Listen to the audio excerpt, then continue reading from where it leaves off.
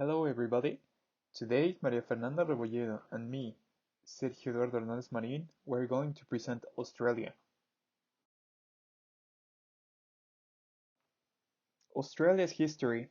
It is thought that the first Aborigines arrived in the year 40,000 before Christ from the Southeast Asia. In 1770, Captain James Cook claims the east coast of Australia as a British possession and names it New South Wales. In 1788, Captain Arthur Phillip founds a penal settlement at Sydney. The aboriginal population at the time was around 100,000. In 1828, Captain James Stirling establishes the colony of Western Australia at Perth. In 1836, the South Australia colony is established with Adelaide as its capital. In 1850, gold found leads to gold rushes, throughout the decade increasing the population and passing the million. On the 1st January of 1901, the Commonwealth of Australia comes into being. In 1948, Australia begins a scheme for immigration from Europe. More than 2 million people arrive, about one-third of them from Britain and hundreds of thousands from Italy, Greece, and Germany. In 1986, the Australia Act makes Australian law fully independent of the British Parliament and legal system.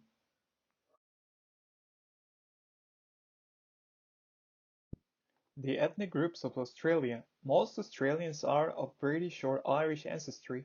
In 1999, approximately 92% of the population was Caucasian, the 7% Asian-born, and only the 1% comprised the Aboriginal and other groups. Until the mid-20th century, Australian society was regarded in the wider world as essentially British or at any rate Anglo-Celtic. But today the population of Australia consists of more than 270 ethnic groups. One of the most important and bigger indigenous groups are the Aboriginals, who were on the edge of extinction due to the persecution and political indifference. However, a national referendum on 1977 agreed to transfer of legislative power over Aboriginal affairs from the states to the federal government. This helps to accelerate their revival.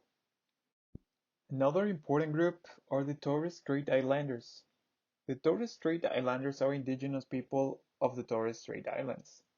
They are ethnically distinct from the Aboriginal people of the rest of Australia, although they are often grouped with them as indigenous Australians.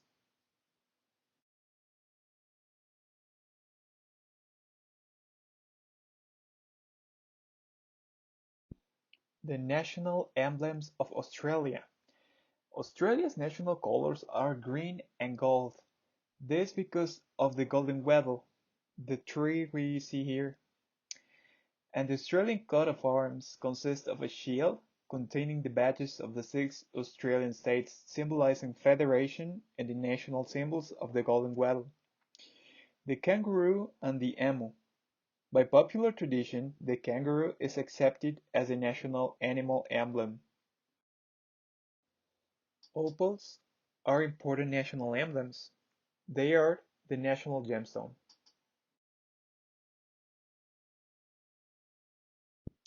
The Australian flag is of course one of the most important or the most important symbol. The star on the left represents the Commonwealth star and symbolizes the federation of the states and territories.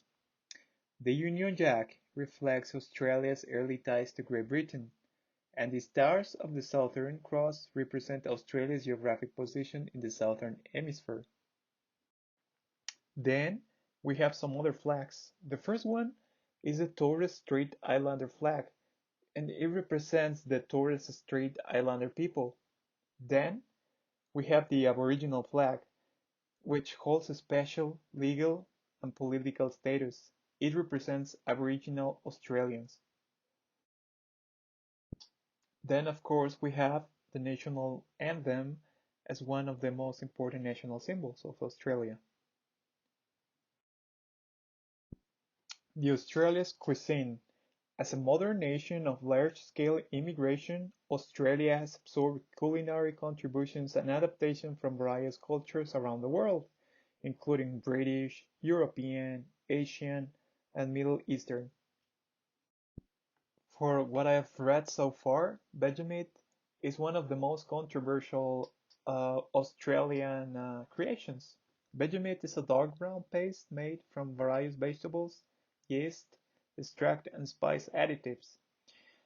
Some Australians said, and foreigners, that it's maybe an acquired taste. And the most popular way to eat it is on bread or toast with butter. Australians also eat it with avocado, melted cheese, or tomato. The next one might be a bit controversial for most Americans, and it's basically a pie filled with meat. I know it might be controversial because Americans are used to have fruits in their pies instead of meat. The Anzac biscuits. They're one of the oldest desserts of the island. Um, their origin is shared with New Zealand. The name comes from the acronym Australian and New Zealand Army Corps, the joint army that was created between both countries during the course of the First World War. It's a biscuit or cookie prepared with oatmeal, flour, coconut sugar, and golden syrup. They are quite hard and can be kept for long periods of time, so they were sent by the wives of the soldiers to the front where they were fighting. And as next one we have pavlova. There's a dispute over this one, because the Aussies and the Kiwis have forever fought for the title as the inventor of the pavlova.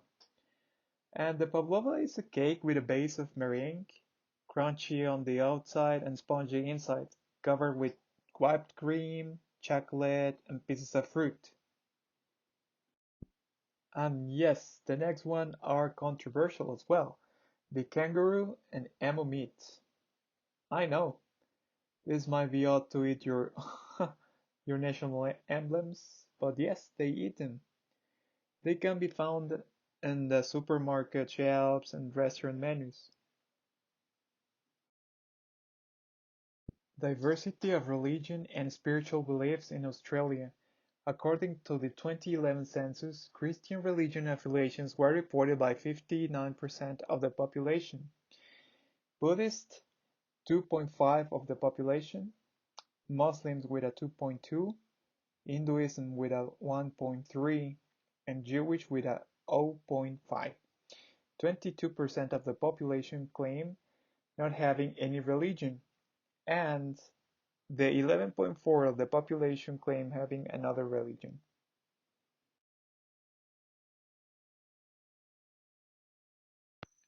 And yes, that's pretty much it for today. Thank you for watching.